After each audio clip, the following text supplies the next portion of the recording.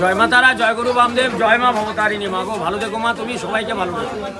আপনি যে দোকানটা খেলেন জয় মা তারার দোকানে, এই দোকানের এই জয় মা তারার ভেজ কাউন্টারের যাবতীয় যা কিছু খাবার আছে, এই দোকানে আদা দেওয়া হয় না, রসুন দেওয়া হয় না, পেঁয়াজ দেওয়া হয় না। আমরা সাধারণত বাড়িতে আদা দিয়েও নিরামিষ রান্না করি, কিন্তু এই জয় মা তারার দোকানে আদাটাও অবধি পড়ে না, টোটাল আদা রসুন পেঁয়াজ ছাড়া সবজি। ইন্ট্রোডাকশনটা দেখে আশা করি বুঝতেই পেরেছেন। হ্যাঁ, আমরা চলে গিয়েছিলাম জয় মা তারা অরুণদার হোটেল। এখানে কুলচা বানানো হচ্ছিল, ছিল পালক পনির, পনির বাটার মশলা, মিক্স ভেজ, বাসন্তী পোলাও, আলুর দম, আর সব ওখানকার ফেমাস বেগুন সুন্দরী।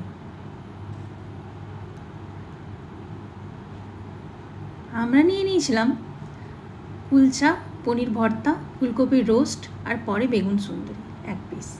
এই যে আমার প্রতিদিন খাবারের টেস্ট ঠিকঠাকই ছিল। কত হলো? 2 লাখ টাকা হয়েছে। 2 লাখ টাকা। ফুলকপি গন্ধরাজ, পনির ভর্তা, 2টো করে কুলচা 2 জায়গায় খাবার দেবেন। জয় মা তারা। জয় মা তারা।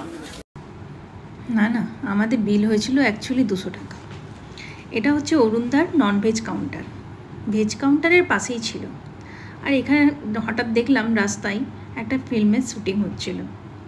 সিনেমাটার নাম ঠিক জানি না। তারপরেই আমরা